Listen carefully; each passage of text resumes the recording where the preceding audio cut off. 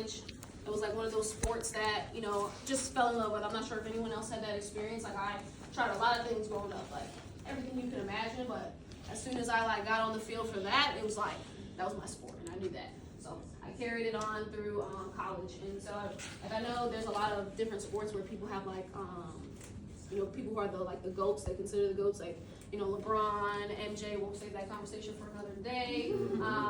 You know, in swimming, like Michael Phelps, just all these different people where you're like, okay, they are the absolute best at that given sport, right? And so growing up and, you know, going through college and stuff like that, there were always two players who were the best, right? They were considered the best, and everybody knew them. Everybody, you know, wanted to, you know, mount up to what they were able to produce on the field. So one of the girls' her name was Taylor Cummings. And she played at the University of Maryland, right? If you guys know anything about lacrosse, like University of Maryland is like one of the best schools for lacrosse in the entire country. And so Taylor went to University of Maryland, and then the other girl, her name was Mikailla, and she went to Syracuse University, right? Another good school, not as, you know, not as dominant as Maryland, but still a really good D1 school. And so with that being said, I'm sure most of you guys are familiar with the Heisman. The Heisman, there's an award in lacrosse that's comparable to the Heisman. It's called the Tewaaraton, right? And every single year they give the award to one male and one female, of course in lacrosse, for the most outstanding player in the country, right? So the most outstanding American player in the country, they give, there's only two people can win, right? And so obviously every year, Taylor and Kayla were the ones who were nominated for this award, right? Among some other girls, but they were the two favorites to win. And so it was ironic because they both entered college at the same year, so they were freshmen, juniors, seniors, all that at the same time. And each year, right, year one, freshman year, Taylor won. Came back the next year, Taylor won again. Third year, Taylor won again. And fourth year, guess who won?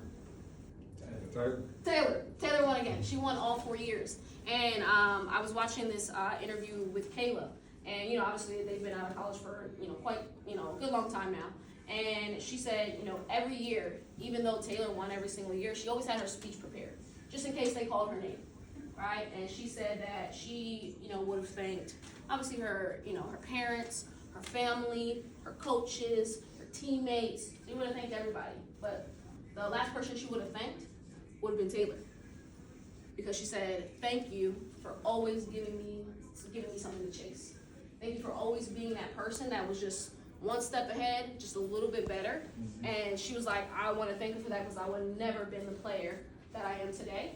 And she actually was just named head coach of Syracuse University, the school that brought her up. Now she's the head coach of the team. And she said, "I would have never had this opportunity if you didn't continually push me to be a better player."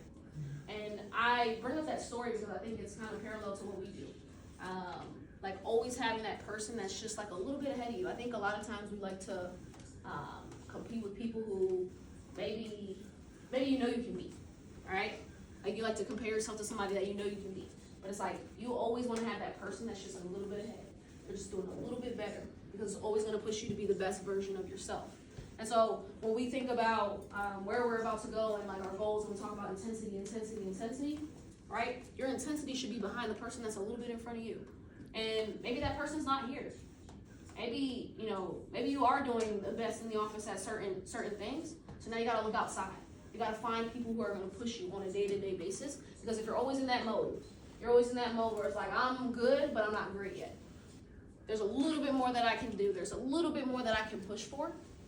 You're always going to get better and better and better. And, just like Kayla, years down the line when you're, living the dream life that you have for yourself, you can say, you know what, I want to thank that person because they were always just a little bit ahead of me, and there was always someone to chase. All right, so find that person for you, whatever that looks like in your life, just someone who's just a little bit ahead and constantly chase that. Cool? What time is it? Showtime! We win! Regardless!